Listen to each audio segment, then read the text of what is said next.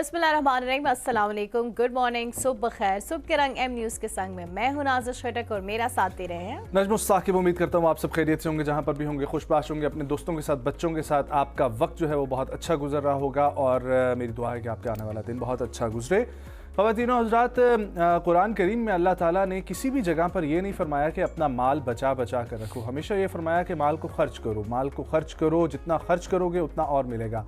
और साथ ही ये फरमाया कि घबराओ नहीं कि माल जो है वो खर्च करने से कम हो जाएगा, बल्कि जितना तुम माल खर्च करोगे, मुझ पर तवक्कल रखोगे, मैं उतना तुम्हें अता करूँगा। लेकिन हाँ, फजूल खर्ची से इस्लाम ने रोका है, ठीक है। और इस्लाम ने कहा है कि जहाँ पर वक्त है, जहाँ पर ज़रूरत है, वहाँ पर अपना माल खर्च करें। और बहुत जो है वो सदक़े के तरीके बयान किए गए हैं कुरान में। ख़ास तौर पर माल के हवाले से अगर मैं बात करूँ कि सदका जारिया क्या चीज़ है, किस तरीके से यतीम पर माल अगर लगाएंगे तो वो कैसा होगा, अपने बीवी बच्चों के ऊपर अगर माल लगाएंगे तो उससे अफजल तो सदका कोई हो ही नहीं सकता। अपने पड़ोसी का आप लोगों ने ख्याल रखना है। तो हमेशा मैंने ऐसा देखा है कि बहुत सारे लोगों की एक्टिविटी होती है कि माल बचा बचा कर रखते हैं कि बुरा वक्त आएगा, बुरा वक्त आएगा, बुरा वक्त आएगा, और फिर बिल आखिर होता है कि बुरा वक्त आ जाता है और फिर सारा माल आपका वहाँ पर लग जाता है, क्योंकि आपकी एनर्जीज जो हैं वो ऐसे बुरे वक्त को अट्रैक्ट कर रही होती हैं कि बुरा वक्त कब आएगा। ये पैसे जो है मैंने बुरे वक्त के लिए रखे हुए हैं। इनको लोग मैंने ऐसे ऐसे भी देखे हैं कि बहुत सारा पैसा कमा लेते हैं, लेकिन अपनी ज़ात तक के ऊपर नहीं लगाते, अपने बच्चों के ऊपर नहीं लगाते, उनकी एजुकेशन पे नहीं लगाते। अच्छी जब उनको हेल्थ की ज़रूरत पड़ती है तो वो किसी अच्छे हॉस्पिटल में विजिट नहीं करते कि जो ये पैसा है ये मेरा गुजारा हो जाएगा, ये किसी और वक्त काम आ जाएगा। और जब आप नेगेटिविटी को अट्रैक्ट करते हैं तो ऑटोमेटिकली नेगेटिविटी भी आपकी तरफ तो आपका ये तवक्कल कैसा है कि आपको ये यकीन नहीं है कि अल्लाह ने अगर आपको ये थोड़े से पैसे इस वक्त दे दिए, माल दे दिए, तो ये दोबारा आपको नहीं मिलेगा। अगर आपको जिस खुदा ने, जब आप कुछ नहीं थे, ज़ीरो थे, वहाँ से यहाँ तक पहुँचाया, तो यकीन रखें कि आने वाले वक्त में अल्लाह आपको और नवाजेगा। सिर्फ आपका यकीन, एतमाद, भरोसा अल्लाह के ऊपर होना चाहिए। और बिल्कुल ऐसे ही है कि आपको अपना माल जो है वो इस्तेलाल से खर्च करना चाहिए। ये भी नहीं है कि आप बेदरे खर्च करें, लेकिन ये भी नहीं है कि आप इवन अपनी ज़रूरियात के मुताबिक भी उसको खर्च ना करें, क्योंकि अल्लाह ने यही कहा है कि आप रिस्क का वादा अल्लाह ने किया है। और उन्होंने यही कहा है कि इवन अगर आप दोपहर का खाना खाते हैं और आपको रात की फिक्र नहीं होनी चाहिए, आपका तवक्कल इतना होना चाहिए कि अल्लाह आपको रिस्क पहुँचाएगा। और मैंने ऐसे लोग देखे हैं नाज़िश जिनका यकीन और भरोसा अल्लाह के ऊपर इतना है, ठीक है। और मेरे उनमें से दोस्तों में से एक दोस्त हैं, वो साहब के पास जेब में 1 रुपया नहीं होगा, लेकिन उनकी ज़िंदगी जीने की जो तमन्ना है वो ऐसी होगी और शाम को उनके पास आ जाता है। बिल्कुल ऐसा ही होता है। जब भी आप ज़्यादा इनफैक्ट खर्च करते हैं, लोगों पे खर्च करते हैं, कभी खाने से हाथ नहीं रोकते हैं, तो उनके पास मैंने भी हमेशा ज़्यादा ही आते हुए देखा है। सो आप पॉजिटिविटी अट्रैक्ट करते हैं जब आप पॉजिटिव सोच रखते हैं, और अगर आप नेगेटिव सोच रखेंगे, नेगेटिविटी खुद ब खुद आपकी तरफ बढ़ेगी। प्रोग्राम का आगाज़ करते हैं। सबसे पहले शामिल करेंगे सुबह की खबर।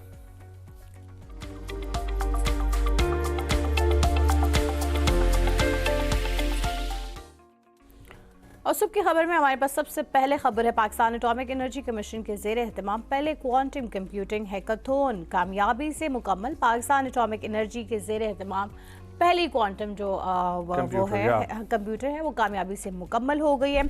और chairman Pakistan atomic energy commission doctor Raja Ali Raza Anwar ने खिताब में जदीद उभरती टेक्नोलॉजी पर रोशनी भी डाली और उसकी अहमियत पर भी वाज़ा किया।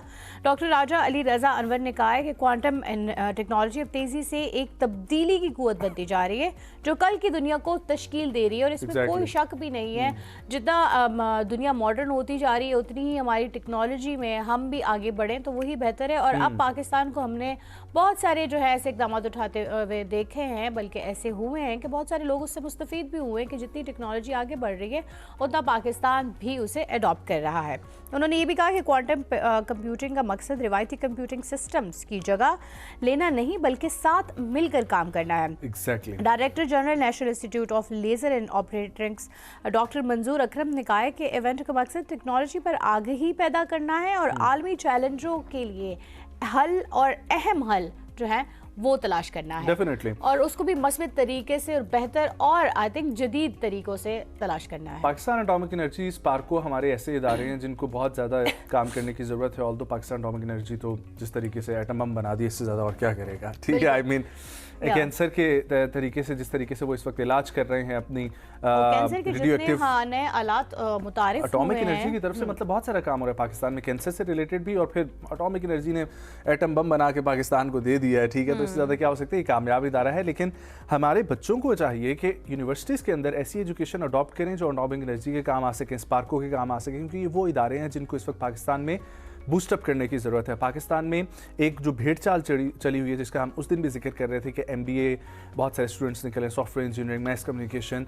लेकिन हमें ज़रूरत जिस चीज़ की एक्चुअल फील्ड में है, जिस चीज़ की पाकिस्तान को ज़रूरत है, वो यूनिवर्सिटीज़ के अंदर भी पढ़ाई जानी चाहिए, आला मयार की तालीम, और उनके बच्चे भी ज़्यादा प्रोड्यूस आ होने रहा है। चाहिए। क्योंकि कुछ अरसे कबल तक तो हम सिर्फ देखते थे सिर्फ और डॉक्टर्स और इंजीनियर्स ही पाकिस्तान में पाए जाते थे, उसके अलावा जो है किसी डिग्री का, किसी भी स्किलफुल एजुकेशन का फ़रोग ही कोई नहीं था। अब तो देखें तो स्किलफुल एजुकेशन भी बहुत जो है उसका रुझान भी बहुत बढ़ रहा है। सो ये एक बहुत अच्छी मस्बत सोच के साथ मस्बत तब्दीली है जो पाकिस्तान में आ रही है, और यही हमें तरक्की की राह पे गामजन करेगी। आगे बढ़ते हैं और जिक्र करते हैं एक ऐसी खबर का जो अक्सर मैं सोचता होता था, और मैं सोच के ये खुद से बात करता होता था कि ये कैसे मुमकिन हो सकता है कि एक वॉच जो है वो आपको आपकी हाई ब्लड प्रेशर के हवाले से बता रही है। मैं बात कर रहा हूँ एप्पल की वॉच की। सो एप्पल वॉच में, या आजकल आप जितनी भी ऐसी इस वक्त स्मार्ट वॉचेस देख रहे हैं, उसमें एक फ़ीचर आता है हार्ट रेट का। एक फ़ीचर उसमें आता है कि आपकी इस वक्त जो है वो ब्लड प्रेशर क्या चल रहा है। लेकिन एक नई तहकीक के मुताबिक ये जितनी भी घड़ियाँ, और ख़ास तौर पर एप्पल वॉच का इसमें जिक्र किया गया, तो इसीलिए मैं इसको मेंशन कर रहा हूँ कि एप्पल वॉच की ये एक नई तहकीक के मुताबिक मालूम हुआ है कि जो हार्ट रेट उसमें बताया जाता है, जो तिब्बी टेस्ट का जो है उसमें दिल का आपको बताया जाता है कि आपका हार्ट रेट इस वक्त इतना चल रहा है, वो कोई इतना फाल नहीं होता, वो कोई इतना दुरुस्त नहीं होता। उस पर आप लोग बिल्कुल यकीन ना कर लें कि जो वो शो कर रहा है वो वही है। मैंने ये रिसेंट डेज में ये भी देखा है कि बहुत सारे लोग ना जो ब्लड प्रेशर की ऑटोमेटिक मशीन है उस पर भी बहुत ज़्यादा लोगों का है कि ये ठीक है। इवन जो हमारी इलेक्ट्रॉनिक वेव मशीन होती है वो भी डॉक्टर्स का कहना है कि उसमें 5 जो kg है वो आपने कम करके देखना होता है, क्योंकि वो आपको 5 kg ज़्यादा दिखाती है। और इसी तरह ब्लड प्रेशर की मशीनों में भी है। तो आई थिंक पहली चीज़ तो ये है कि आपको हमेशा डॉक्टर से कंसर्न करना चाहिए, कभी भी खुद जो है वो डॉक्टर बन के नहीं बैठ जाना चाहिए और उसके लिए दवाइयाँ नहीं अपने लिए तजवीज़ करनी चाहिए। लेकिन फिर भी कुछ चीज़ें ऐसी हैं जैसे कि बीपी का लो होना या हाई होना, क्योंकि कभी कभार लो हो के भी अगर आप हाई वाली चीज़ खा लें तो भी मसला है, और अगर आप हाई में लो की चीज़ खा लें तो भी मसला हो जाता है। सो बेहतर ये है कि जो जिस चीज़ का कंसल्टेंट होता है आप उसी से रुजू करें। डेफिनेटली आगे बढ़ेंगे और आपको बताते हैं सोलर से रिलेटेड नेट मीटरिंग ख़त्म कर दी गई। अब सोलर सार्फिन के लिए बिलिंग का जो निज़ाम है वो एक नया निज़ाम नाफिज कर दिया गया। अब नए निज़ाम के मुताबिक क्या है कि जी जो सारिफ जितनी बिजली पैदा करे उससे ज़्यादा अगर वो इस्तेमाल करेगा तो उससे इस्तेमाल शुदा बिजली का जो बिल है वो मौजूदा टैरिफ पर अदा करना होगा। अब सारिफिन से इजाफी बिजली 27 रुपये के बजाय मौजूदा नेशनल एवरेज टैरिफ यानी बिजली की औसत जितनी कीमत पड़ती है उतनी अदा करनी होगी। अब पहले एक एवरेज दिया जाता था, नहीं खरीदी जाएगी उनसे सार्फिन से बिजली। अब जो है वो उनसे पहले उनको 27 रुपए फी यूनिट जो है ना वो मिलता था पर यूनिट जो वो गवर्नमेंट को देते थे। अब वो अब उनको एक्चुअल रेट के मुताबिक आप मिलेगा। उसके जो है यूज कर सकते थे। पहले यही होता था कि आप उतनी बिजली अगर वापडा की यूज करें तो वो आपको वापस। और इस खबर के मुताबिक अगर पैदावार इस्तेमाल से ज्यादा हो तो इजाफी बिजली कौमी ग्रिड को फरोख्त समझी जाएगी, जिसकी कीमत नेशनल एवरेज टैरिफ के मुताबिक जो है वो तय की जाएगी। इस तब्दीली का मतलब यह है कि अब सार्फिन को उनकी फराहम करदा बिजली की कीमत उसी शरह से मिलेगी जो कौमी सतह पर तय की गई है, और ये एडजस्टमेंट हर बिलिंग साइकिल के अख्ताम पर की जाएगी, और अगर रकम ज्यादा बनी तो वो अगले बिल में एडजस्ट होगी या सेमाही बुनियाद पर सारिफ को अदा कर दी जाएगी।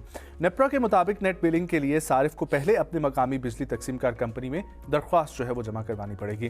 कंपनी जब दरख्वास्त गुजार की रहनुमाई करेगी और जांच पड़ताल करने के बाद ये सिस्टम को जो है समझाया जाएगा और फिर महफूज तरीके से ग्रिड से मुंसलिक किया जाएगा। नेप्रा का कहना है कि इस निज़ाम में तकनीकी और हिफाजती तकाजे सख्त होंगे ताकि ग्रिड के इस्तेहकाम को यकीनी बनाया जा सके, और वोल्टेज और फ्रिक्वेंसी मुकर्ररा हुदूद में रखना, हिफाजती आलात की तनसीब और हंगामी सूरत हाल में सिस्टम को अलग करने के इंतजामात लाजमी होंगे। और इवन उन्होंने ये भी बताया कि नेट मीटरिंग के जो मुआहदे पहले किए जाते थे उसकी 5 साल मुद्दत होती थी, तो अब जो है नहीं, पहले जो है वो अनलिमिटेड होती थी, अब उसकी मुद्दत जो है वो 5 साल तक होगी। उसके बाद वो ठीक है। मेरा ख्याल है ऐसे मुल्क जो अंडर डेवलप्ड हों, जो डेवलपिंग नेशंस हों, उनको हर चीज़ की मुद्दत जो है वो कोई अनलिमिटेड नहीं करनी चाहिए। इससे एक रेगुलराइजेशन भी होती है और उसमें गवर्नमेंट के हिसाब से जो मुल्क की मईशत होती है उसके हिसाब से पाकिस्तान की इकोनॉमी को मजबूत करने के लिए जब आप वक्त दर वक्त ऐसे स्टेप्स लेते हैं तो उससे मजीद जो है बेहतरी ही आती है, क्योंकि एक चीज़ जो 5 साल पहले एक और कीमत पे चल रही होती है, ज़ाहिर 5 साल तक तो वो वही कीमत नहीं चलेगी। सो ये भी एक बहुत अच्छी बात है कि अब जो है वो पै दर पे उसमें भी इजाफा होगा या कमी होगी, जैसे जो निज़ाम चल रहा होगा उसके तहत किया जाएगा। आगे बढ़ते हैं, आपको बताते हैं adventure sports lover jeep rally के एक दफ़ा फिर से पाकिस्तान में आगाज़ होने जा रहे हैं। सहराए चोलिस्तान में 15 फरवरी तक ये जारी और सारी रहेगी और इंतजामिया के मुताबिक इवेंट में मुल्की और गैर मुल्की रेसर्स अपनी महारत के जोहर दिखाएंगे। चोलिस्तान डेजर्ट जीप रैली के मौके पर सकाफती प्रोग्राम्स भी मुनक्कद किए जाएंगे। One of the best sports adventure sports in Pakistan jeep rallies, और जीप रैलीज में आपने पिछले कुछ अरसे में बहुत रुझान बढ़ता हुआ देखा है। न सिर्फ इसमें जीप ड्राइवर्स का बल्कि इसके साथ साथ जो शायकीन हैं वो भी बड़ी तादाद में रुख करते हैं। चोलिस्तान में अगर हो रही हो तो वहाँ का, थल जीप रैली हो रही हो तो वहाँ का, सरफरंगा जीप रैली हो रही हो तो वहाँ का, अब इसको प्रॉपर्ली एक इंटरनेशनल इवेंट की हैसियत दी जाती है। 2000 पुलिस एहलकार सिक्योरिटी ड्यूटी अपनी सर अंजाम देंगे। तर्जुमान पुलिस के मुताबिक इवेंट के लिए जामे सिक्योरिटी प्लान तैयार किया गया। ट्रैफिक की रवानी बरकरार रखने के लिए डीएसपी ट्रैफिक की निगरानी में 400 एहलकार भी साथ साथ तैनात किए जाएंगे और हंगामी सूरत हाल से निपटने के लिए फील्ड अस्पताल और 4x4 एम्बुलेंसेस जो हैं वो भी मौके पर मौजूद होंगे। आप जाएंगे? मैं कभी गए हैं इस तरह की रैलीज में, जीप रैलीज में? I have, exactly. क्या बात so will take a break जी, वापस आते हैं। कल पाकिस्तान यूएसए का मैच हुआ, पाकिस्तान ये मैच जीता और उसके ऊपर हम लोग बात करें। कई मजे हमारे साथ रहे।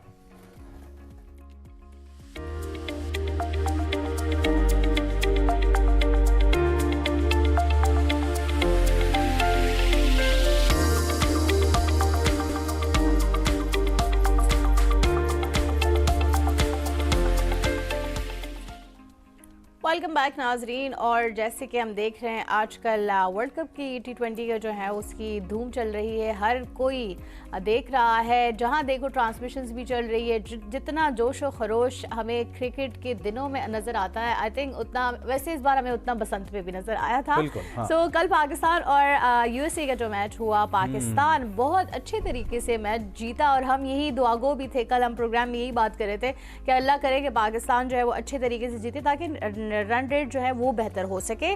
सो इस पर बात करेंगे और हमें ज्वाइन किया है सैयद मोहम्मद अवैस ने, सीनियर एनालिस्ट है, स्पोर्ट्स एक्सपर्ट है। अस्सलाम वालेकुम अवैस। वालेकुम सलाम। कैसे हैं अवैस? ठीक हैं? अल्लाह का शुक्र, आप सुनाएं दोनों ठीक हैं? कल की बिल्कुल ठीक ठाक। कल की फतह से कितने आप जो है वो खुश नजर आ रहे हैं? देखिए, राइवलरी तो थी ऑब्वियसली। आपने एक जो हिसाब चुकता करना था वो तो कल आपके सबके ज़हन में था कि पाकिस्तान किस तरीके से परफॉर्म करेगा, क्योंकि यूएसए ने इंडिया के खिलाफ जो मैच खेला था उसके अंदर आपको दाद देनी पड़ेगी। खास करके जितने भी नॉन टेस्ट नेशंस हैं उन्होंने टफ टाइम दिए टेस्ट नेशंस को, चाहे आप नेपाल की बात कर लें, चाहे आप यूएसए की बात कर लें। जो बॉलिंग यूनिट था उसने काफी बेहतर परफॉर्म किया था। तो मेरे ज़हन में जरूर था कि यार कोई मुश्किल टाइम तो जरूर देंगे, क्योंकि आपका जो मिडिल ऑर्डर है पाकिस्तान का वो फोर्सफुली बनाया गया, वो आपका नेचुरल मिडिल ऑर्डर है नहीं, क्योंकि आपने चेंजेस इस वक्त की नहीं है। लेकिन कल एक अच्छा लगा कि पाकिस्तान का जो एक गेम प्लान था, जारहाना इनिंग्स का आगाज करना, फरहान की बात करें जिस तरीके से उन्होंने परफॉर्म किया, फरहान ने कल बहुत अच्छी इनिंग्स खेली है, लेकिन बाबर आजम ने भी साथ ही मदद की।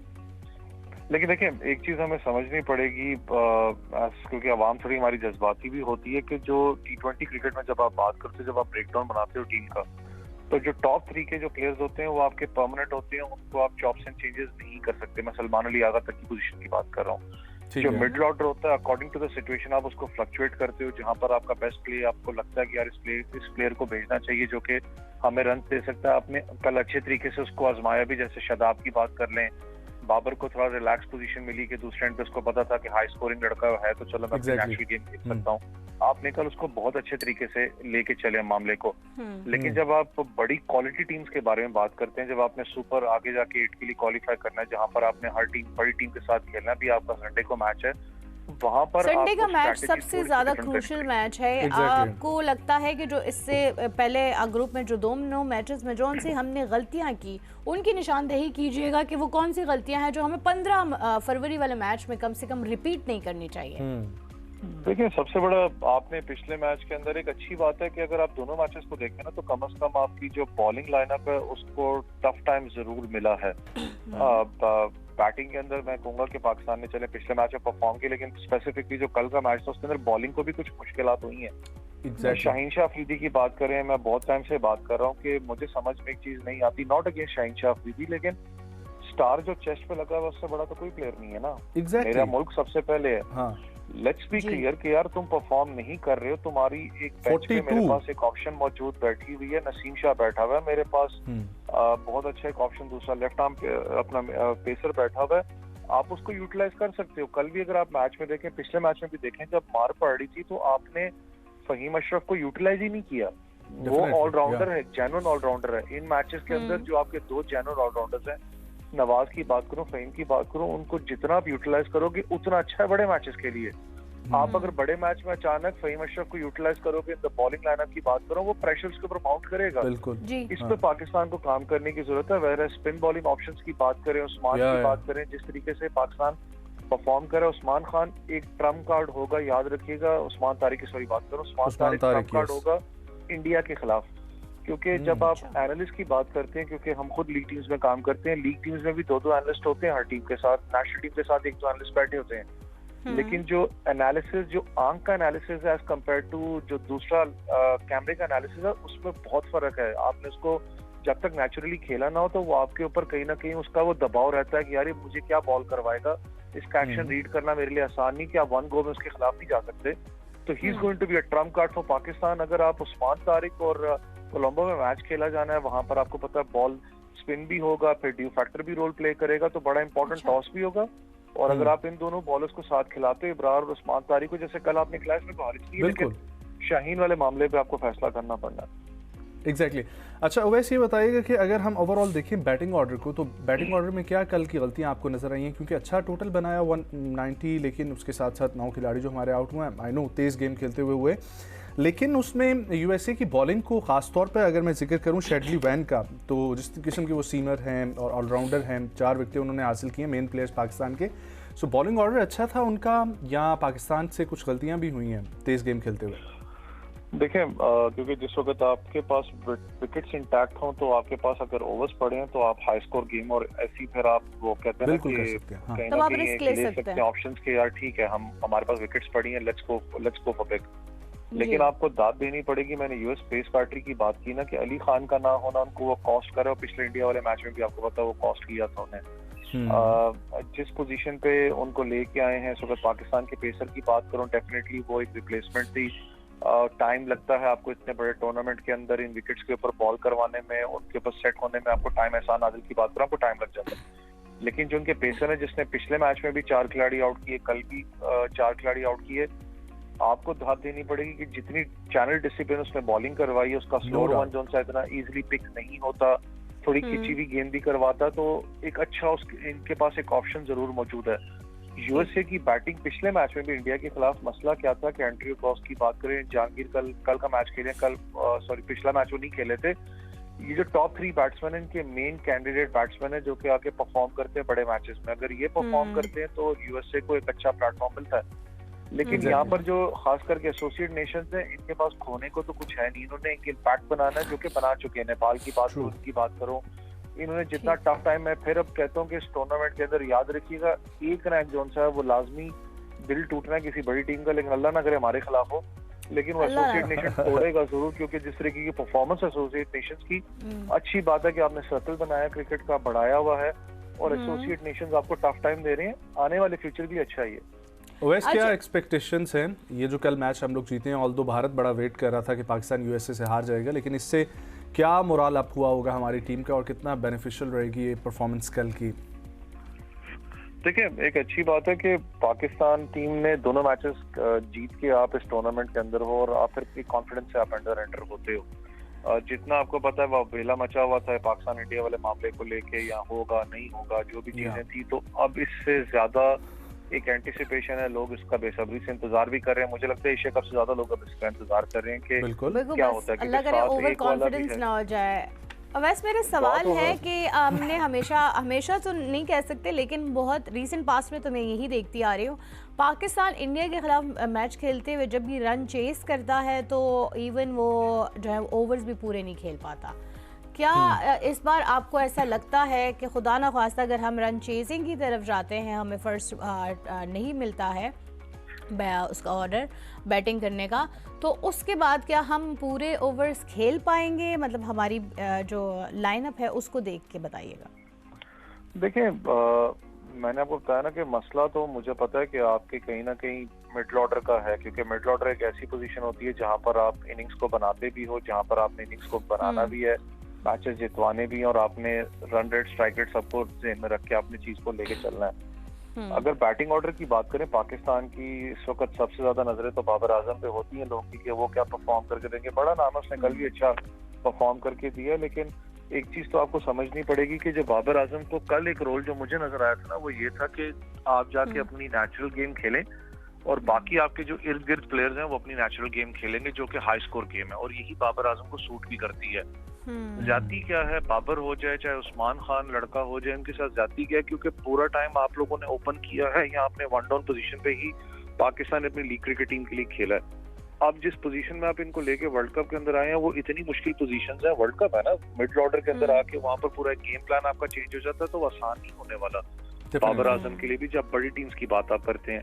लेकिन जो कल आपने इनिंग्स पूरे पाकिस्तान क्रिकेट ने खेली है, खास करके बैटिंग ने, वो कॉन्फिडेंस जरूर दिया होगा बड़े मैच में जाने के लिए, क्योंकि सलमान अली आगा की बात करें या आप उस्मान तारिक की बात करें, उन्होंने कल भी ये बात की कि जो हमने मैच खेला है उससे हमें कॉन्फिडेंस बहुत मिला। और एक याद रखिएगा, इंडिया के खिलाफ अगर आप खेलना चाहते हैं, आपको वही ऑस्ट्रेलिया माइंडसेट के साथ एग्रेसिव जाना पड़ेगा। अगर आप ज्यादा क्वेश्चन में जाओगे तो वो आपके ऊपर हावी होंगे, क्योंकि इंडिया की जो टीम इस वक्त आप देखें वो ज्यादा बॉलिंग हैवी आपको नजर नहीं आती, बैटिंग हैवी नजर आ रही है।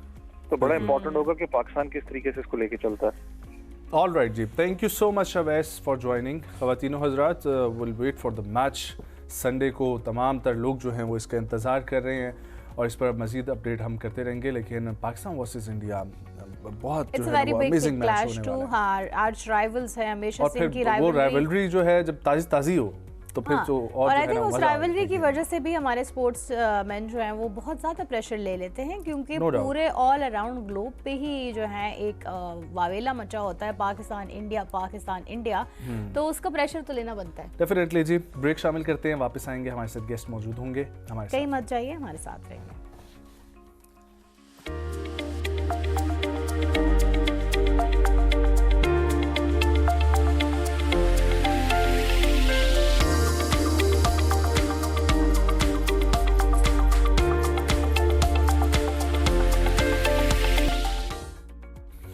Welcome back once again. ख़वातीनो हज़रात, इस सेगमेंट में हम लोग बात करने लगे हैं पाकिस्तान की ग्रोथ के हवाले से। रिसेंटली वर्ल्ड इकनॉमिक फोरम हुआ और वर्ल्ड इकनॉमिक फोरम पे आपने देखा कि प्राइम मिनिस्टर पाकिस्तान भी मौजूद थे, डिप्टी प्राइम मिनिस्टर भी मौजूद थे।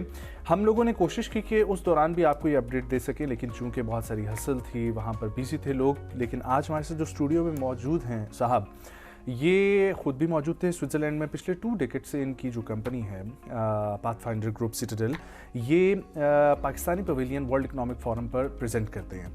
इस दफ़ा इसकी ख़ास बात ये थी कि पाकिस्तान से 8 स्टार्टअप्स जो थे वो वहाँ पर मौजूद थे, जिसमें एड टेक के, हेल्थ टेक के और डिफरेंट टेक के प्रोडक्ट्स जो थे वहाँ पर मौजूद थे, जिसका इफ्तिताह प्राइम मिनिस्टर पाकिस्तान ने किया।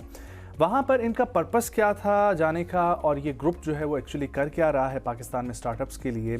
हमारे यहाँ पर इंक्यूबेशन सेंटर्स भी मौजूद हैं, जिनके लिए मिनिस्ट्री ऑफ आईटी काम कर रही है, जिनके लिए मिनिस्ट्री ऑफ प्लानिंग काम कर रही है। लेकिन इस तरीके से जो ग्रुप्स हैं जो सबको साथ लेकर चल रहे हैं, गवर्नमेंट और प्राइवेट इंडस्ट्री के दरमियान जो लिंकेजेस बन रहे हैं, उसी के ऊपर आज हम बात करेंगे। हमारे साथ मौजूद हैं vice president pathfinder group Citadel जनाब इमरान जातला साहब। अस्सलाम वालेकुम इमरान साहब। वालेकुम सलाम, thank you so much for joining. खैरियत से आप? जी थैंक यू। 2 दफ़ा हमारा टाइम टाई अप हुआ लेकिन हो नहीं सका, लेकिन आज फाइनली आप हमारे साथ मौजूद हैं स्टूडियो में, तो अच्छे तरीके से जो है ना वो हम समझ पाएंगे इस सब का।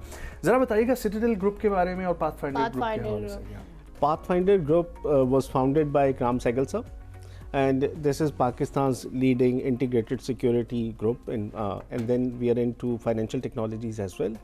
Virtual Remittance Gateway के नाम से हमारी कंपनी है VRG, which is providing financial inclusion to जो the lesser deprived लोग हैं, deprived part of the society उनको। और आसान मोबाइल अकाउंट एक स्टेट बैंक की स्कीम है, जिसके तहत VRG ने 13 मिलियन प्लस लोगों को डिजिटल मोबाइल अकाउंट प्रोवाइड किया है। Very nice. आपके ग्रुप का स्टार्टअप्स के साथ क्या रिलेशनशिप है? पाथफाइंडर ग्रुप जो है is member of World Economic Forum, और पिछले 2 डेकेड से Ikram Sehgal sahab has been setting up Pakistan pavilion at Davos World Economic Forum पे। वर्ल्ड इकोनॉमिक फोरम जो है वो सबसे बड़ा प्लेटफॉर्म है नेशनल लेवल पॉलिसी मेकिंग का इन द वर्ल्ड, और वहाँ पे दुनिया भर के हेड ऑफ स्टेट्स, गवर्नमेंट के रिप्रेजेंटेटिव्स, बिजनेसमैन वो सब जमा होते हैं जनवरी में जब एनुअल मीटिंग हो रही होती है डेवोस में। उस मौके पे Pakistan pavilion projects Pakistan soft image that we are open for business, we are a rich society, we have a cultural heritage जो हम वहाँ शोकेस करते हैं। और इस दफ़ा इकराम सहगल साहब का विजन था कि हम स्टार्टअप्स को लेके जाते हैं और सेकंड हम अपना कल्चर भी शोकेस करते हैं। सो 2 यूनिक चीज़ें की हमने 8 स्टार्टअप्स को थ्रू ए प्रोसेस सिलेक्ट करके लेके गए। पहले हम उस पे जाने से पहले पाकिस्तान इकोनॉमिक फोरम पे उस पे जाने से पहले मुझे थोड़ा सा ये बता दीजिए, हमारे नाज़रीन को बता दीजिए कि कितने अब तक आप लोग जो है वो स्टार्टअप्स को फैसिलिटेट कर चुके हैं और कौन कौन से ऐसे स्टार्टअप्स हैं जो आपको अप्रोच कर सकते हैं, दे आर इंटरेस्टेड। जी, हमारा फोकस ज़्यादा टेक्नोलॉजी है, AI और डीप टेक। और टेक्नोलॉजी में आप चाहे हेल्थ के अंदर काम कर रहे हैं, टेक्नोलॉजी के अंदर आप ई-कॉमर्स में काम कर रहे हैं, टेक्नोलॉजी के अंदर रहते हुए आप एग्री पे काम कर रहे हैं, so you can reach out to us. हमने सिटाडेल डेवोस चैलेंज रन किया जिसमें टॉप 8 स्टार्टअप्स को हम डेवोस लेके गए, which was a unique platform. So आप लोगों ने वहाँ जाके एक तो पाकिस्तान की रिप्रेजेंटेशन की, वो कौन कौन से जो स्टार्टअप जो यहाँ से आप लेकर गए, आपको उसका फीडबैक कैसे मिला? लोगों ने उनको आया इन्वेस्टमेंट में जो है इंटरेस्ट शो किया या फिर उनके इनोवेशन में इंटरेस्ट शो किया? How was the feedback? बहुत अमेजिंग फीडबैक है। इन 8 स्टार्टअप्स ने वहाँ जाके प्रेजेंट किया, अपनी पिचेस दी बहुत सारे इन्वेस्टर्स के सामने। एक तो इनको बिजनेस अपॉर्चुनिटीज़ मिली, कुछ इन्वेस्टर्स ने इन्वेस्टमेंट के लिए शोकेस किया इज इन द पाइपलाइन। उससे बढ़ के ये वर्ल्ड इकोनॉमिक फोरम ने बहुत अप्रिशिएट किया कि Pakistan, we are 5th largest nation, but in terms of economy हम बहुत ऊपर रैंक नहीं करते, और वहाँ से टेक्नोलॉजी स्टार्टअप्स आके एक इतने बड़े प्लेटफॉर्म पे पाकिस्तान को रिप्रेजेंट कर रहे हैं। डेफिनेटली। अच्छा इमरान साहब, वहाँ पर जाके मैं जो देख रहा हूँ ज़्यादातर यहाँ पर हमारे टेक के प्रोडक्ट्स हैं और आपकी कंपनी भी चूँकि टेक से रिलेटेड है, ये जो टेक का यहाँ पर काम हो रहा है, इसको अगर हम एक जिक्र करें ना, क्योंकि इंक्यूबेशन सेंटर जिस तरीके से मैंने बोला काम कर रहे हैं, अभी भी इस्लामाबाद में जो AI की एक पूरा जो है वो वीक सेलिब्रेट किया जा रहा है, नो डाउट वो one of its kind event यहाँ पर हो रहा है। लेकिन ये जो स्टार्टअप्स हैं इनकी अभी बिल्कुल ये बेबी स्टेप्स पे हैं, ये आगे बढ़ चुके हैं, कोई फ़ायदा दे रहे हैं इंडस्ट्री को, इनकी प्रोडक्ट्स क्या हैं और वो किस तरीके से पाकिस्तानी यूज़ कर रहे हैं, इंटरनेशनल मार्केट में क्या उसका फ़ायदा हो रहा है? पाकिस्तानी स्टार्टअप इकोसिस्टम को अगर अभी देखें, आई वुड से कि पाकिस्तानी स्टार्टअप इकोसिस्टम इस वक्त टेक ऑफ स्टेज पे है। हम बहुत अर्ली स्टेज पे नहीं है। पिछले 1 डेकेड में गवर्नमेंट ऑफ पाकिस्तान ने फेडरल लेवल पे और प्रोविंशियल लेवल पे बहुत सपोर्ट किया है स्टार्टअप्स को। कलेक्टिव जो हमारा एस्टिमेट है को $150 मिलियन टोटल इन्वेस्टमेंट हो चुकी है पाकिस्तानी स्टार्टअप इकोसिस्टम में गवर्नमेंट ऑफ पाकिस्तान की। फिर इस लास्ट 5-6 ईयर्स में पाकिस्तानी स्टार्टअप ने हैव रेज्ड ओवर $1 बिलियन। और पिछले 2 साल हैज़ बीन लिटिल ड्राई। पूरी दुनिया में जो स्टार्टअप फंडिंग है वो डिक्लाइन पे है, पाकिस्तान इज़ नो एक्सेप्शन। लेकिन as a in terms of talent pool, opportunities, market side linkages, Pakistani startup ecosystem is at a take off stage now. तो आपको लगता है कि इन फ्यूचर अगर हम ये कहना गलत नहीं होगा कि पाकिस्तानी अगर इसी तरह से इनोवेशन में अपना नाम बनाते रहे, उस तरह स्टार्टअप्स, तो हमारी इकोनॉमी जो हम कह सकते हैं कि अभी इसको पिलर्स की ज़रूरत है, वो खुद ही वो खुद ही जो है वो मुस्तहकम हो सकती है? बिल्कुल। देखिए, पाकिस्तान के 2 बड़े चैलेंजेस हैं कि हम एजुकेशन में हमारे जो यूनिवर्सिटीज़ बहुत सारा टैलेंट जो प्रोड्यूस कर रहे हैं, हम 30,000 IT ग्रेजुएट्स हर साल प्रोड्यूस कर रहे हैं, ओवर मिलियन स्टूडेंट्स ग्रेजुएट हो रहे हैं डिफरेंट डिसिप्लिन में, बट जो ग्रेजुएट अनएम्प्लॉयमेंट रेट है that's 31%। Now this is alarming कि हमारा टॉप 31% ऑफ द टैलेंट जो ग्रेजुएट हो रहा है वो एम्प्लॉय नहीं हो रहा। प्लस वर्ल्ड बैंक सेज कि हमें annually 2.5 to 3 million jobs create करने हैं। सो ये बहुत बड़ा चैलेंज है। एक साइड पे जो ग्रेजुएट आ रहा है वो एम्प्लॉय नहीं हो रहा, दूसरी साइड पे हमें और जॉब्स क्रिएट करने हैं, 3 मिलियन जॉब। और ये सिर्फ प्राइवेट सेक्टर कर सकता है। स्टार्टअप्स, SME सेक्टर ही ये सेक्टर होता है जो जॉब क्रिएट करता है, ग्रोथ का इंजन बनता है। गवर्नमेंट सारी ये जॉब्स क्रिएट नहीं कर सकती। गवर्नमेंट सिर्फ पॉलिसीज़ देगी ऐसी जो प्राइवेट सेक्टर ग्रो करे और ग्रोथ का इंजन बने। एक और चीज़ इसमें अगर हम शामिल करें कि Pakistan is a very young nation, 60% youth जो अंडर 30 है, और ये अगले 15 साल के लिए है सिर्फ। 2040 तक Pakistan would be a young nation और यही 15 साल का हमारे पास डेमोग्राफिक विंडो है। वी से कि 2040 डेमोग्राफिक विंडो जिसके अंदर हमें ग्रो करना है। उसके बाद पाकिस्तान की पॉपुलेशन भी एज करना शुरू कर देगी। सो ये अगले 15 साल पाकिस्तान के लिए बहुत क्रिटिकल हैं दैट इसके अंदर हम प्राइवेट सेक्टर को ग्रो करें, स्टार्टअप्स को ग्रो करें, एसएमई सेक्टर को ग्रो करें ताकि पाकिस्तान की इकॉनमी 5% से ज़्यादा पे ग्रो करे। तो All right. आपके स्टेट्स क्या कहते हैं 2040 तक आपको कितना पोटेंशियल नज़र आता है? क्योंकि स्टार्टअप्स को आप देख रहे हैं, हमारी यूथ को आप देख रहे हैं, टेक्नोलॉजी में इनोवेशन में हम कितना आगे बढ़ रहे हैं, उसको भी आप जाहिर है आप लोगों का काम ही यही है, तो आप देख सकते हैं कितना पोटेंशियल नज़र आता है 2040 में हम कहाँ खड़े होंगे। वेल अगर हम 5% एनुअल भी ग्रो करते हैं तो will be in top 10 economies of the world. Pakistan में इन टर्म्स ऑफ टैलेंट देखें तो we have amazing potential. Government of Pakistan भी फोकस कर रही है। इंडस एआई वीक में जैसे आपने जिक्र किया, प्राइम मिनिस्टर ने उसको इनॉग्रेट किया और कहा कि हम $1 बिलियन एआई के अंदर इन्वेस्ट करेंगे अगले 5 सालों में। इससे पहले भी ऐसे इनोवेशन प्रोग्राम प्लेटफॉर्म्स भी प्रोवाइड किए गए थे जहाँ स्टार्टअप्स को जो है फंड्स दिए गए थे गवर्नमेंट की तरफ से। सो आई थिंक यहाँ गवर्नमेंट इज सपोर्टिंग, बट उसी लिहाज से लोगों को उसमें इंटरेस्ट भी शो करना चाहिए।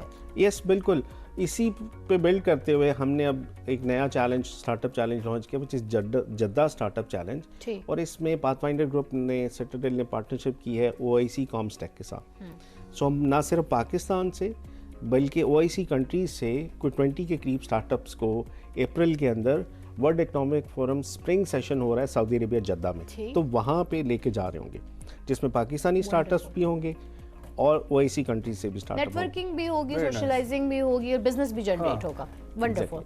अच्छा, मुझे ये बताइए कि इस वक्त आप लोग मार्केट को स्टडी करके क्या चाहते हैं कि, क्योंकि जो प्रॉब्लम आपने जिक्र किया वही डिग्रीज के साथ भी आ रही है कि बच्चे वो चीज़ पढ़ रहे हैं जिसकी ऑलरेडी मार्केट में डिमांड नहीं है, ठीक, और इतनी ज़्यादा जो है वो बच्चे सॉफ्टवेयर इंजीनियरिंग की तरफ आ रहे हैं, बिज़नेस की तरफ पढ़ लेते हैं, लेकिन बाद में जॉब्स जो है उस तरीके से मौजूद नहीं होती हैं।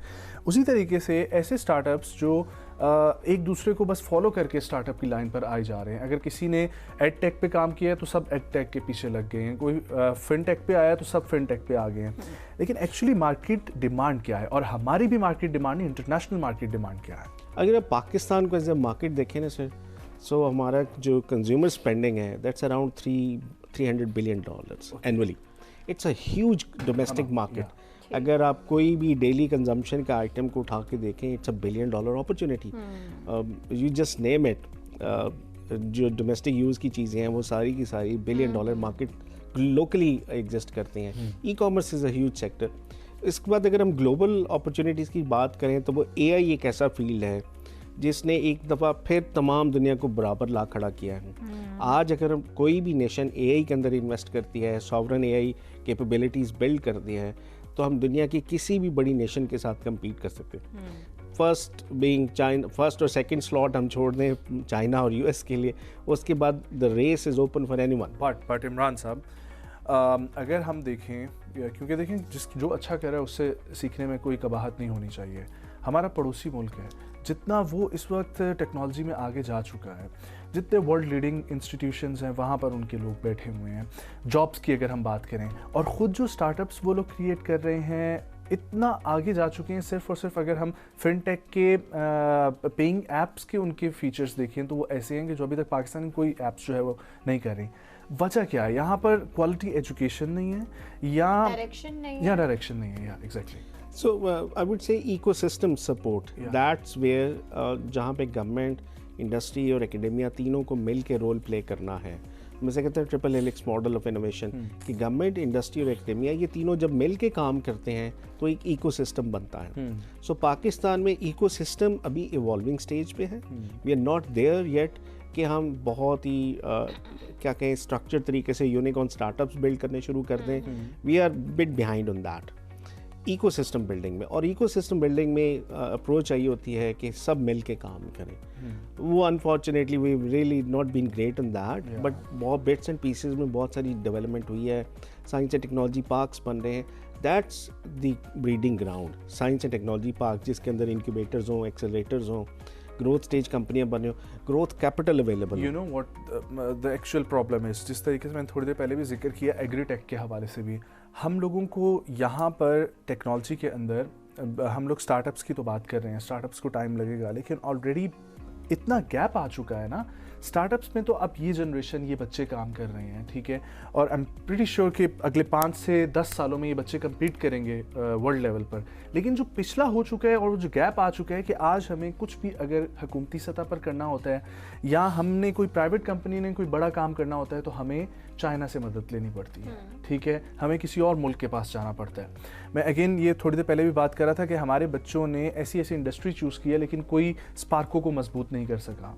पाकिस्तान एटॉमिक एनर्जी कमीशन ने अपना वो वाला काम बिल्कुल किया एटॉमिक साइड पे, लेकिन बाकी एटॉमिक एनर्जी जो है वो उसमें कम जो है वो नज़र आती है। तो ये जो गैप है सर, इसको फिल करने के लिए किस किस को काम करने की ज़रूरत है, क्योंकि सिर्फ बच्चे तो काम नहीं करेंगे। सर मेरा इस पे पॉइंट ऑफ व्यू थोड़ा सा डिफरेंट लेंस है कि every government inefficiency is a business opportunity. So आप अगर एक यंग स्टार्टअप फाउंडर हैं, सो डोंट एक्सपेक्ट कि गवर्नमेंट इसको फिक्स कर देगी या डोंट, अगर गवर्नमेंट ने वो फिक्स कर दिया तो the opportunities go supposed to be fixed by the not government. Everything. देखिए हेल्थ केयर सेक्टर, आपको अपना वॉशरूम ठीक से खुद साफ करना पड़ता है। यस, हेल्थ सेक्टर की अगर हम बात करें, मैसिव अपॉर्चुनिटीज।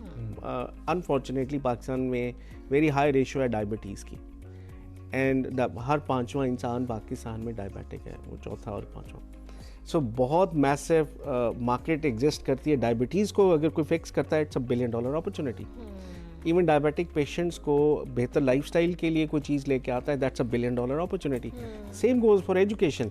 बहुत बड़ी पॉपुलेशन है, हमारे पास 20 million kids are out of schools, वो बहुत बड़ा एक चीज़ है जो फिक्स करने की ज़रूरत है। सब काम गवर्नमेंट नहीं कर सकती, गवर्नमेंट सिर्फ पॉलिसी के थ्रू इनेबल करती है, वो कर रही है।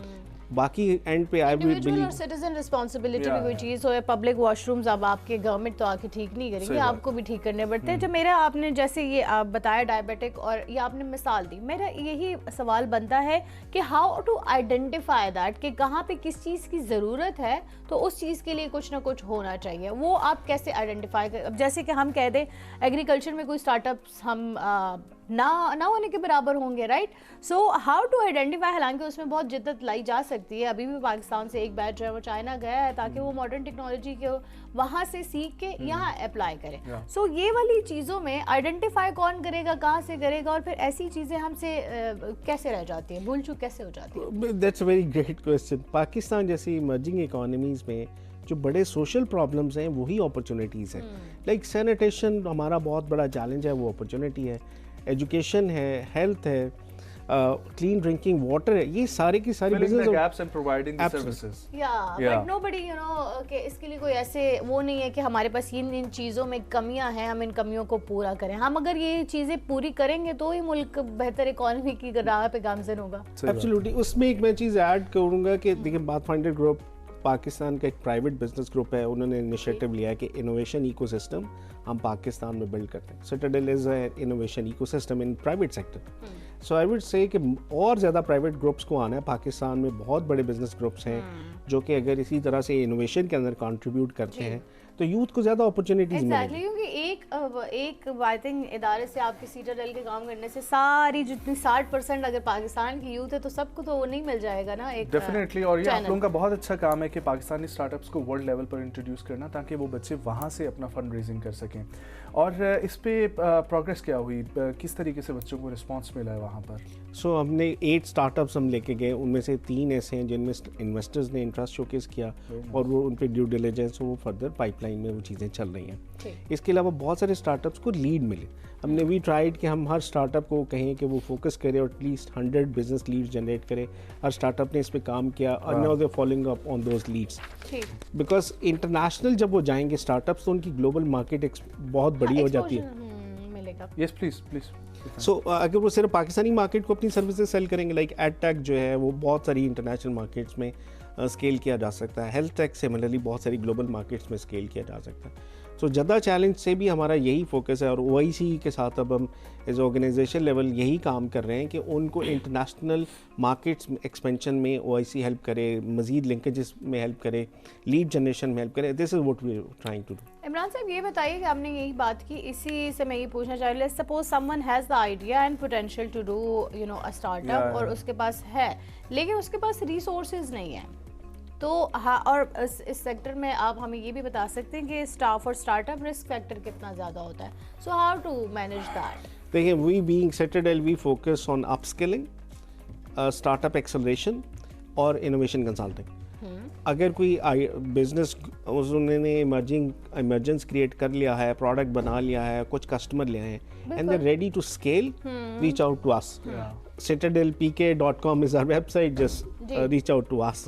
और अगर आप बहुत अर्ली स्टेज में, पाकिस्तान में बहुत सारे इंक्यूबेशन सेंटर्स हैं, इग्नाइट ने इंक्यूबेशन सेंटर्स बनाए अक्रॉस पाकिस्तान, एक्सीलेंट प्लेटफॉर्म्स जहाँ पे आप अर्ली स्टेज अगर हैं तो वहाँ जाकर रजिस्टर हों, अपना आइडिया डेवलप करें, इनिशियली प्रोडक्ट बिल्ड करें, MVP बिल्ड करें और कुछ इनिशियल ट्रैक्शन लेके आएँ, कुछ कस्टमर लेके आएँ। Once you are ready to grow and you are ready to scale globally, then you need to reach out to us. Perfect. Okay. Thank you so much. Thank you so much Imran जातरा साहब for coming.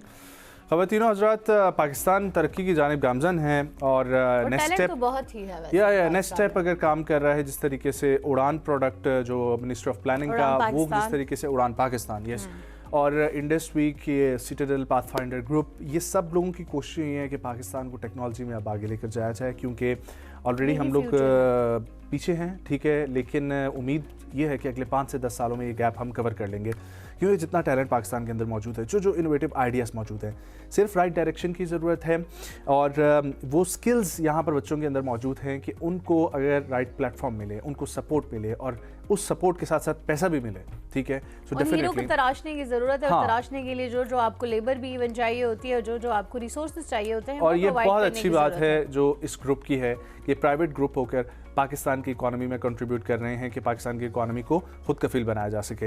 Will take a break जी, headlines का वक्त हुआ जाता है, हमारे साथ रहे। Thank you so much.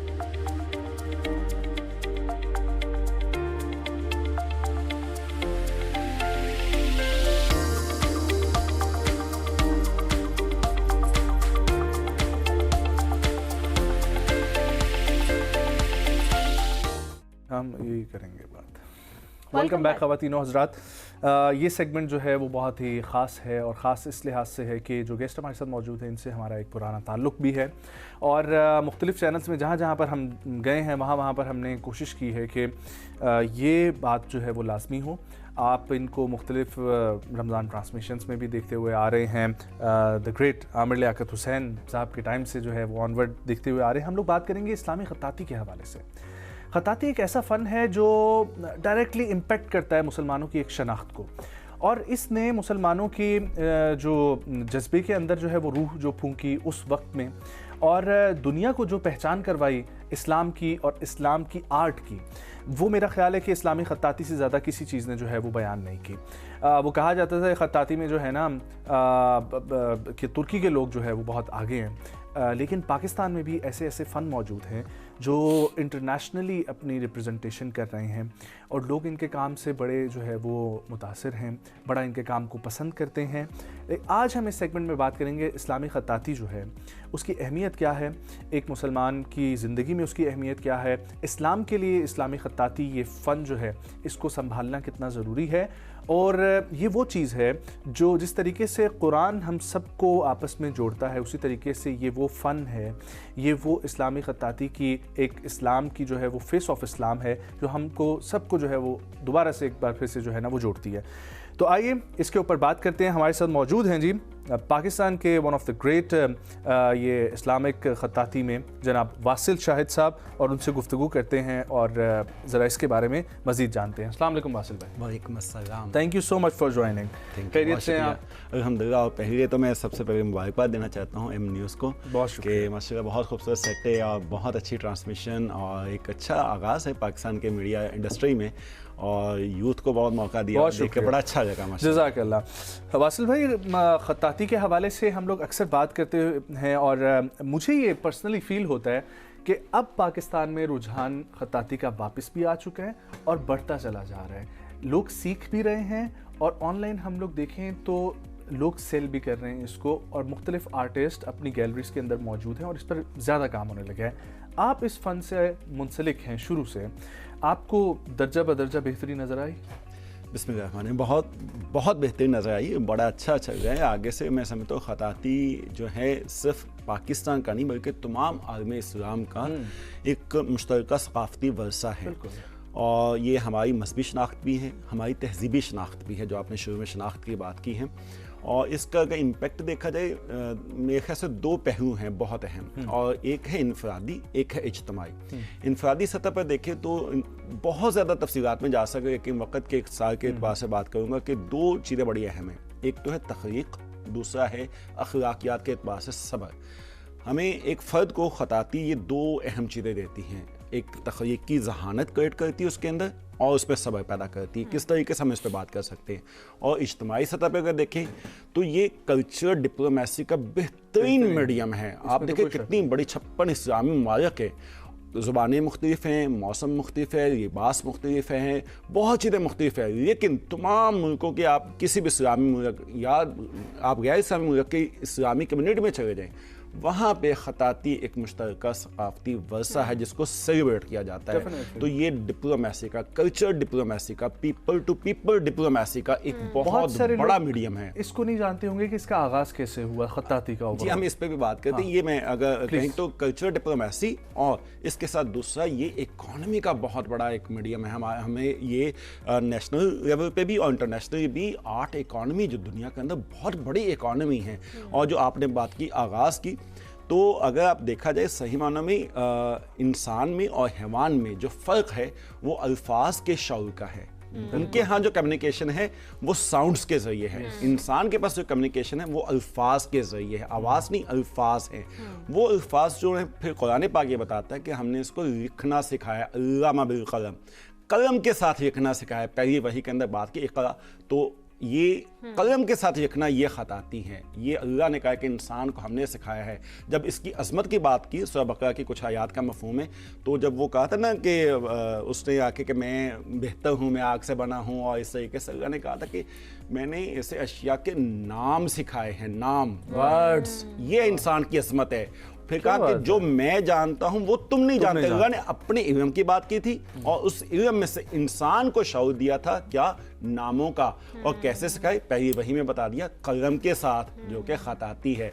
तो इसका आगाज़ इंसान की अज़मत का आगाज़ है। इंसान अगर अजीम है बकिया तमाम मखलूक़ात के ज़मीन के ऊपर, तो उसकी बुनियादी वजह यह है कि उसके पास ज़ुबान है, उसके पास उसका इजहार है, उसके पास फ़न ख़ताती है। क्या बात है। अच्छा वासिल भाई, नाजिश जो है उनके पास भी बहुत सारे सवाल होंगे, लेकिन मेरे जहन में अक्सर ये सवाल आता है क्योंकि ख़त्ताती का शौक़ जो है वो मैंने देखा बहुत सारे लोगों को होता है। उनके पास ना वो जो समझते होते हैं कि हमारे पास वो फ़न नहीं है एक ड्राइंग करने का या अच्छा लिखने का भी, ये वो फ़न है जो अल्लाह की अता है या इसको सीखा भी जा सकता है?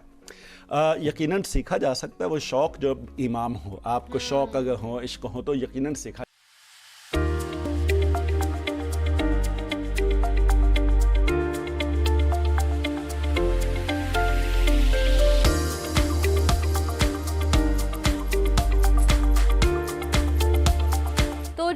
जो फाउंडर है उनसे आज हमारी आपकी मुलाकात करवाना चाहते हैं। पाकिस्तान से इन्होंने अपनी जो है वो एजुकेशन का स्टार्ट किया, लेकिन फिर इंटरनेशनल एजुकेशन लेने के इनका आइडिया ये कैसे जनरेट हुआ। हमारे साथ वी सिस्टर के चीफ एग्जीक्यूटिव मौजूद हैं। उनको खवातीन की फीमेल और उनकी फलाह बहबूद का आइडिया भी कहाँ से आया, ये भी मेरा क्वेश्चन है उनसे।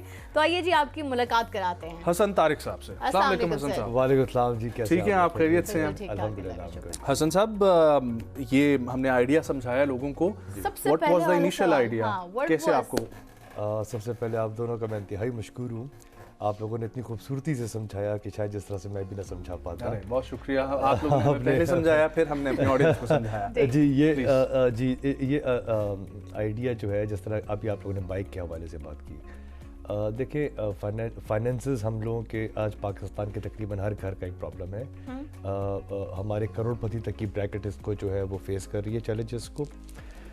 इस महंगाई के दौर में और ख़वातीन जिस मुल्क में 47% हो, पढ़ी लिखी हो, माशाल्लाह सिक्योर एनवायरनमेंट है सिटीज़ में उनके लिए, सो वहाँ पे उनका बाहर निकल के अपने घर के मर्दों के साथ शाना बशाना काम करना ये वक्त की ज़रूरत बन चुकी हुई है।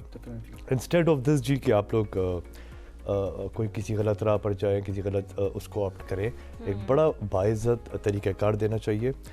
मैम ने थोड़ी देर पहले फरमाया कि female to female ride services secure नहीं थी। हर हफ्ते की पहले कभी साल में एक दफ़ा होता था और फिर ये महीनों पे और फिर हफ्तों पे आ चुका था कि इंसिडेंट्स रिपोर्ट हो रहे थे ख़वातीन के साथ, दे वर नॉट फीलिंग सिक्योर। सो मुझे ये बहुत से तो अनरिपोर्टेड भी रह जाते थे। मिस ये मैं समझ सकता हूँ बिकॉज इस कंपनी को स्टार्ट करने से पहले मैंने एक सर्वे करवाया था और उस सर्वे के मुताबिक जो रिपोर्ट मेरे सामने आई थी that was alarming miss. Sir आपने थोड़ी देर पहले फरमाया कि हम मर्द बाइक पे बैठ जाते हैं और इस तरह। So being a Muslim and I believe के अल्हम्दुलिल्लाह रब्बिल आलमीन I am little bit a spiritual person, मेरा काफ़ी हम टिल्ट टुवर्ड्स ये मेरे लिए बर्दाश्त से नहीं था पॉसिबल कि एक मर्द और पराई औरत, हम मुसलमान हैं, एक महरम ना महरम होने की नाते बाइक पे एक साथ ट्रैवल करें, और ये हो रहा था, ये सोसाइटी में कॉमन हो रहा था। खातून को मैंने उसके कदमों पे खड़ा किया, मैंने जी अपनी जेब पर तनहा अकेले I have Baird this and मैंने थाउजेंड्स की तादाद में ख़वातीन को ट्रेन करवाया, ख़वातीन से मैंने टीचर्स हायर की, ख़वातीन उन्होंने ट्रेन की 6 शहरों में और थाउजेंड्स की तादाद में। और उसके बाद जब मैं ये समझ गया कि इनके घर के मर्द हज़रात इन पे भरोसा भी करके इनको मोटरसाइकिल नहीं लेके दे सक रहे, तो मैंने मार्केट से सेकंड हैंड मोटरसाइकिल खुद खरीद के इनको दिए भी। So I am doing too much जी इसके साथ। माशाल्लाह। स्टार्ट लेना चाहूंगी, सर्वे कराने से पहले की सोच का मुझे बताएं कि आया आपको डेली की बेस पे जो आप हादसात देखते थे उसने आपको ये सोचने पे मजबूर किया, या आपके पर्सनल एक्सपीरियंस आसपास के आपने ऐसे देखे हैं जिसने आपको ये सोच दिलाई कि ऐसा होना चाहिए? क्योंकि अब तक हम बहुत सारे ऐसे प्लेटफॉर्म्स देख रहे हैं बट स्पेसिफिकली ख़वातीन के लिए इस तरह का प्लेटफॉर्म इससे पहले आई थिंक ऐसा कोई सर्वे भी मैंने नहीं देखा जिसमें ऐसे हो कि ख़वातीन की सिर्फ ओनली डिमांड को मद्देनजर रखते हुए ऐसा हुआ। जी मिस, इसमें मिस दोनों एलिमेंट्स हैं मिस, बट बेसिकली मैं अपना ज़ाती एक इंसिडेंट शेयर करना चाहूँगा जहाँ से मुझे ये ख्याल आया था। मैं काफ़ी लोगों से इर्द गिर्द सोसाइटी में सुन रहा था कि ये चीज़ बड़ी कॉमन हो गई है, that they have started travel together on the motor bikes and everything. And I live in Islamabad जी, तो इस्लामाबाद आपको पता है छोटा है, अंदर अंदर वो one signal to another signal बड़ा छोटा। I was standing on the signal on a red light, गाड़ी खड़ी भी थी। Right across that signal, I actually saw a young lady physically fighting a motorbike rider. Physically. लोग हैं, रुकी हुई हैं गाड़ियाँ, देख रहे हैं, एक तमाशा बना हुआ है, मैं रोड किस तरफ हूँ, मैं आंखों से देख रहा हूँ क्या हो रहा है, और मैं आपको हल्फ उठा के कह सकता हूँ अल्लाह की कसम खा के, मेरे से पहले कई इंटरव्यूज़ हुए, कई दफ़ा बात हुई है, मैंने 52 टाइम्स से ज़्यादा ये बताया है सेम चीज़ कि that was the second, that was the moment I got than idea कि यार कुछ करना है यार, you know you need to work on this. From the very next working day मैं निकल गया और मैंने ढूंढना शुरू किया और फिर स्टेप बाय स्टेप। कितना अर्सा हो गया वी सिस्टर्स को? वी सिस्टर्स को लॉन्च हुए जी आज 5वां महीना है। अच्छा। और मुझे इसके ऊपर काम करते सर ऑलमोस्ट 1.25 साल 1 साल हो गया। इन 5 महीनों में हज़ारों राइडर्स आप लोगों ने ट्रेन करके, जो 1.5 साल का अरसा बल्कि आप बता रहे हैं, मैं 1.5 साल पहले ट्रेन कर रहा था, ट्रेन करके उनको अपनी जेब से जो है वो बाइक लेकर देना, फिर ऐप की लॉन्च करना, ऐप को लोगों तक मार्केटिंग करना ऑन योर ओन। हाँ जी, 6 शहर on your own, on my own. माशाल्लाह, अल्लाह आपको जो है वो इसका अजर देगा। लेकिन मुझे ये बताएं कि आप इसको किसी के पास लेकर गए, गवर्नमेंट के किसी सेक्टर के पास? मैं किसी सेक्टर के पास लेके नहीं गया, मेरे लिए ये एक बहुत बड़ा अचीवमेंट था कि यूनाइटेड नेशंस के एक बड़े सीनियर ऑफिसर ने, जो इस वक्त डिप्टी हैं पाकिस्तान में और इस्लामाबाद बेस्ड हैं, इज़ अ ब्रिटिश, मैं नाम जानबूझ के नहीं लेना चाहूँगा, उन्होंने एक्नॉलेज किया, उन्होंने मुझे शाबाश दी, उन्होंने मुझे कहा देखो ऐसे है, उन्होंने कहा यंग मैन, जो चीज़ हम पिछले 35 साल से अचीव नहीं कर पाई, यूनाइटेड नेशंस नहीं कर पाया, यू हैव डन इट। मैं जी आई हैव डन इट। तो ये अल्लाह ताला जी हिम्मत देने वाले होते हैं। हाँ, मैं ये देखिए इस तरह है कि मुझे एक लेवल पर तो सपोर्ट मिल जाता है, एक आइडिया की इज्जत की वजह से एक सपोर्ट मिल जाता है। हर एक पाकिस्तानी की तरह बहुत माजरत के साथ मुझे भी ये रिपीट करना पड़ रहा है, government support is nowhere. Okay there is no comments. ठीक, अच्छा इसमें आपसे मैं ये भी पूछना चाहूँगी कि क्या आपको ये लगता है कि चूंकि हम ख़वातीन को मर्दों के शाना बशाना देखते हैं और हम ये भी कहते हैं कि हम एम्पावर करना चाहते हैं, हम डिस्क्रिमिनेशन चाहते ही नहीं है कि मर्द और औरत में कोई फ़र्क है, तो कहीं वो उस वजह से भी है कि आपको इतना सपोर्ट नहीं मिल रहा क्योंकि लोग ये चाहते ही नहीं है कि सिर्फ ख़वातीन को अलग से कोई किसी चीज़ की ज़रूरत भी है क्योंकि वो बहुत एम्पावर्ड है, वो बहुत डोमिनेंट है, वो अपना ख़ुद को संभाल सकती है। Do you think that is the सोच बिहाइंड कि आपको कोई ऐसी सपोर्ट नहीं मिली? मैम मैं ये समझता हूँ कि 47% यंग वर्किंग फीमेल पॉपुलेशन रखने वाला मुल्क में आप कब तक औरत को पीछे रख पाएंगे? That's not the factor. आप ये कर नहीं पाएंगे। आप अपने मुल्क के पहिए को रोक देंगे। जो हमारी यूटिलिटी बिल्स हैं, जो हमारे रेंट्स हैं, जो हमारे डे टू डे एक्सपेंसेस हैं, स्कूल फीसेस हैं, हमें ये उम्मीद रखनी भी नहीं चाहिए अब एक मर्द से कि एक कमाएगा 6 खाएंगे। अब सबको कमाना पड़ेगा, अपना हिस्सा डालना पड़ेगा और सोच के लिए चैलेंजेस आपको स्टार्ट में या करने पड़े? ये बताएं क्योंकि मेन स्टोरी तो यही है। देखिए जी, challenge is always everywhere. You see whenever you start anything new you would face the challenges. ये तो एक नेचर का हिस्सा है। मगर इन तमाम चैलेंजेस को अबूर करना, गिरना, खड़ा होना, गिरना, खड़ा होना डेली बेसिस पे। I have a new challenge. I have been banker. मैंने पाकिस्तान में 8 से 9-10 साल बैंकिंग की है। वो एक देखिए, वो एक जॉब है। सी आप आते हैं सुबह, आपको पता है मेरा क्या काम है, आपने शाम को 5:30 घर जाना है। यहाँ पे every day it's a new task. When I wake up in the morning, I have received the messages from my team. There is always every day there is a new challenge. We fight that challenge. By the evening, क्योंकि मैं कई लोगों के घरों के चूल्हे का जरिया हूँ, वो ऐप नहीं बंद होने दे सकता मैं, उसको मैंने वर्किंग में रखना है। Very nice. उसी शाम तक मुझे उस चैलेंज को ख़त्म करना है। मैंने उन बच्चियों का घर का खर्चे का ऐप चला के रखना है। बहुत खूब। रेवेन्यू जनरेट होना शुरू हुआ। सर ये this is what sir I was sir about to say sir. Sir देखिए, आपके इस्लामाबाद में सर आई वुड से कि यहाँ पे तो मौजूद तकरीबन सबको पता है, मुझे और शहरों का ज़्यादा पता नहीं। इस्लामाबाद में जी एक हाउस हेल्प जो होती हैं खातून, हमारी बहन बेटी की तरह, मतलब जो मेड के तौर पर काम करें, 25,000 रुपए से 28,000 30,000 उसकी इसी तरह 35,000 रुपीज़ तक उसको मैक्सिमम। ठीक है जी। मैक्सिमम मैंने जी एक खातून को स्किल सिखा के, मोटरसाइकिल चलाना सिखा के, उसको मोटरसाइकिल दे के 75 to 85,000 रुपीज़ पर ले आया हूँ। यू सी, एक बच्ची या एक खातून किसी भी वजह से नहीं पढ़ पाई है, किसी भी वजह से नहीं पढ़ पाई। इसका ये हरगिज़ मकसद नहीं है कि वो ज़िंदगी भर KFC या मैकडॉनल्ड्स जाके अपने बच्चों के साथ खाना खा सके। इसका ये हरगिज़ मकसद नहीं है। ठीक है जी। सो अब वो जो है, और इसके ऊपर जी इसके ये कोई पाबंदी नहीं है। आपके हस्बैंड जाते हैं, आपके बच्चे स्कूल जाते हैं, आप 2 से 3 घंटे निकल जाएं, अपना काम करें, पैसे कमाएं, घर आ जाएं, खाना पकाएं, बच्चों को पढ़ाएं, बच्चे शाम को सोते हैं, आप वो ट्यूशन जाते हैं, आप फिर 1-2 कर लें राइड्स। जरा बताइए, There is no time. Daily on average क्या रेशो चल रही है राइट्स की डिफरेंट सिटीज़ के वाइज, अगर आप बता सकें हमें? हमारी इस वक्त जी अल्हम्दुलिल्लाह सबसे अच्छा जो स्केल है वो है लाहौर में। सो लाहौर में जी हमारा 100+ अ डे हमारी राइड्स हो जाती हैं जी। इस्लामाबाद में जी, इस्लामाबाद तो थोड़ा पॉपुलेशन भी कम है, जैसे new company it will take time. Islamabad में जी हम इस टाइम पे 35-38 के करीब कर रहे हैं। रावलपिंडी में हमारी जी 38-35 हो जाती है। मार्केटिंग का क्या किया हुआ है आपने हाँ, इसकी? क्योंकि आई थिंक मैं ये मोस्ट ऑफ द चाहता हूं पीपल कि- को हाँ, पता भी नहीं है कि वी सिस्टर्स एक ऐप है जो हम डाउनलोड कर सकते हैं। और जो मोस्टली इतना अच्छा खवातीन काम को कर रही है। नहीं पता, जो कि इतना अच्छा काम करी, और मोस्टली खवातीन को चाहिए भी ऐसी ऐप होती है जिसमें वो सेफ एंड साउंड ट्रैवल कर सके। मैं साहब जब तनहा, without any partner, without any support, without any money leads, किसी के पैसे लिए बगैर, स्पॉन्सरशिप्स के बगैर तनहा एक काम कर रहे होते हैं, सो मैं पेस थोड़ा स्लो रखना पड़ता है। See I am the only one man, I have limited amount of money, मुझे उसमें कंपनी भी चलानी है, उस पर तनख्वाहें भी जनरेट कर, सब कुछ करना है। Marketing is obviously my priority.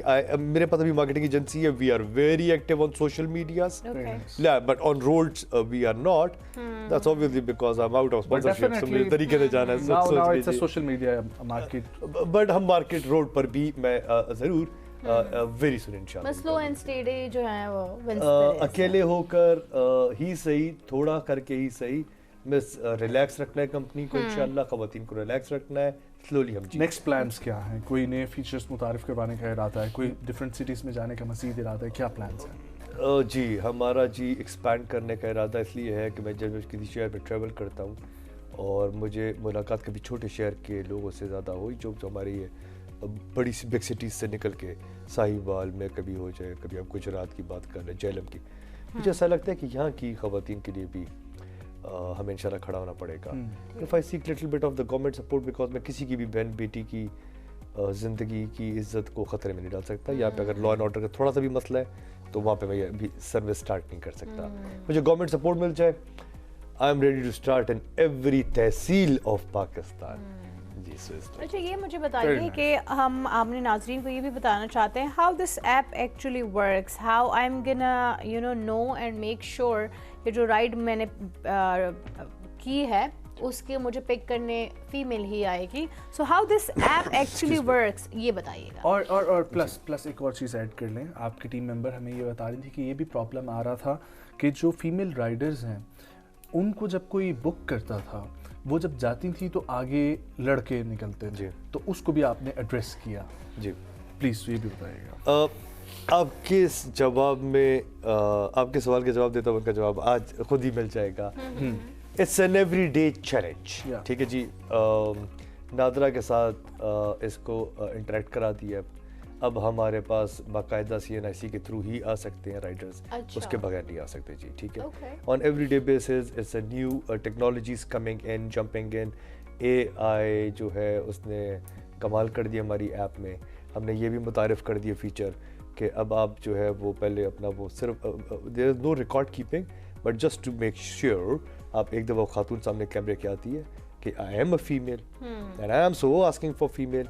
Plus देखिए थोड़ी देर पहले मैंने कहा लॉ एंड ऑर्डर जिस शहर का सेफ एंड सिक्योर है, मैं सिर्फ पाकिस्तान के बड़े 6 शहरों में किया, बिकॉज खातून जब दिन दिहाड़े होती है, चलती सड़क पे होती हैं, वो आती हैं गाड़ी पे या बाइक पे और शी इज़ नॉट कम्फर्टेबल, वो साफ कह सकती हैं कि नहीं आई एम सॉरी। मैं नाम लिए बगैर बता रहा हूँ, मैं पाकिस्तान की वो कंपनीज जो हमसे पहले यहाँ पे काम कर रही हैं, इसका 3-4 बड़ी कंपनीज, वो सब फॉरेनर्स की हैं, उनमें से एक भी लोकल पाकिस्तानी नहीं है। ये पाकिस्तान की भी पहली कंपनी है, फीमेल्स की भी पहली और पाकिस्तानी की भी पहली है। अच्छा, I could have taken my this capital abroad, मैं भी पैसे ले लेता और मुल्क से बाहर चला जाता। मैं बाहर से पढ़ के भी यहाँ आया हुआ हूँ। I'm in love with this soil and actually in love with this soil. मेरा सब कुछ इधर है और इधर ही रहेगा, बड़ी बात है। सो सोसाइटी के लिए कुछ करना था, कर दिया है। हर रोज़ पे उसकी बुनियाद पे उसके ऊपर काम कर रहे हैं। But definitely government of Pakistan को जो है वो ऐसे इनिशिएटिव्स को सपोर्ट करना चाहिए। एक्नॉलेज कर दें, मुझे बुला के सिर्फ शाबाश देते हैं, आई विल बी ग्लैड। कुछ ना दें, इसको मान लें कि हाँ यार, हम जो 30, 40, 50 साल से सोच रहे थे, हम सोच रहे थे, तुमने 1.5 साल में करके दिखा के शुरू कर दिया हुआ है। मिस हमारी ऐप बहुत स्ट्रॉन्ग है, प्ले स्टोर ऐप स्टोर पे अवेलेबल है, रजिस्टर्ड है। प्ले स्टोर और ऐप स्टोर कभी आपको ऐप डालने नहीं देता until and unless they check you 100% thoroughly. So miss registered है, पूरी सेफ एंड सिक्योर है। मैं ख़वातीन को बता रहा हूँ, they are like in safe hands. अब भाई पाकिस्तान में बैठा हुआ है, बाहर की कंपनियों वालों की तरह गोरा नहीं है जो मुझसे बाहर इधर बैठा हूँ इस्लामाबाद के सामने। माशाल्लाह, बहुत अच्छी बात है। एक छोटा सा ऐसे सवाल के फेयर्स के हवाले से आपने किस तरह कैलकुलेट करके रखे हुए हैं, या how it's like automotive generative कि उसके क्योंकि बहुत सारे लोगों को ना फेयर्स के बारे में भी होता है, जितनी भी हम इंटरनेशनल ऐप्स अगर यूज़ करते हैं, सो किसी का क्या मॉडल है, किसी का फिक्स मॉडल है, किसी का सर कंपैटिटिव रखा है। इट्स अ वेरी सिंपल, ठीक है, simple, it's a very simple answer. जो इस वक्त पाकिस्तान की मौजूद कंपनीज ने रखा हुआ है वही वो रखा। Perfect, very nice. Well sir, मैं चाहूँगा कि एट लास्ट आप जो है हमारी बहनों के लिए कोई मैसेज दें, और ख़ास तौर पर उन ख़वातीन के लिए जो इस वक्त तलाश कर रही हैं कि जो आपका सिलसिला है कैसे आप लोगों के साथ मुंसलिक हो सकते हैं। इस्लामाबाद और जो बड़े शहर हैं वो कौन कौन से शहर हैं, क्योंकि अभी तक हमने वो भी नहीं बताया। प्लीज़ ज़रा वो शहर भी गिनवा दें और उन शहर की ख़वातीन आपसे कैसे रब्ता कर सकते हैं। ओके जी, हम इस वक्त पाकिस्तान में 6 शहरों में हैं। हम इस्लामाबाद, रावलपिंडी, लाहौर, इस्लामाबाद, रावलपिंडी, लाहौर, फैसलाबाद, मुल्तान एंड कराची। फैसलाबाद, मुल्तान एंड कराची, इसमें हम मौजूद हैं। Okay. हमारे नंबर्स जो है वो सोशल मीडिया की तमाम हमारी साइट्स पर है। वी सिस्टर्स के नाम से हमारे पेजेस हैं। It's a V, not W. No, no, no, It's a V. Yeah, thank you very much for clarifying this. Yeah, it's it's a हमारी V, स्क्रीन पे भी लिखा हुआ आ रहा है। Yeah, it's not W-E. V, yeah, it's V. Yeah, It's V. okay. It's V. So we sisters के नाम से जी ऐप भी और सोशल मीडिया पे हमारे नंबर्स भी हैं, उधर वो आसानी से कांटेक्ट कर सकती है। ऐप डाउनलोड करें। अच्छा, मैंने ये भी रखा हुआ है जी, किसी को दफ्तर आने की जरूरत नहीं है, ठीक है, कोई रजिस्ट्रेशन फीस नहीं है। Okay. खामोशी से अपने घर बैठ के आप किसी को बताना चाहती है, नहीं बताना चाहती, आप घर बैठ के अपने मोबाइल पर ऐप डाउनलोड करें, सामने आके अपनी पिक्चर देके कंफर्म कर दे आप खातून हैं, अपना CNIC नंबर डाल के रजिस्टर करें, आपको राइट्स आने लग जाएंगी, पैसे कमाएं, परफेक्ट। अपने खावंद को Part time हमारी कोई दुआ भी है job- कि जो हाँ। आपका मिशन है, जो आपकी इंटेंशन है, अल्लाह जो है वो उसमें आपकी मदद कर रहा है नीयत और साफ इसी होती तरीके है से तो जो है ना मंजिल वो जरूर करते आसान हैं। होती है। बहुत शुक्रिया। बहुत शुक्रिया हसन साहब for coming and wish you very best of luck. And whoever is interested in a part-time job, so it is a very good opportunity for those girls who owns a car, who owns a bike, electric scooty. They can just register themselves on the website, and there you go. Exactly. आज के programme से हमें दीजिए इजाजत, मुलाकात होगी कल, अपना बहुत सारा ख्याल रखें, अल्लाह हाफिज। अल्लाह ने के बाद।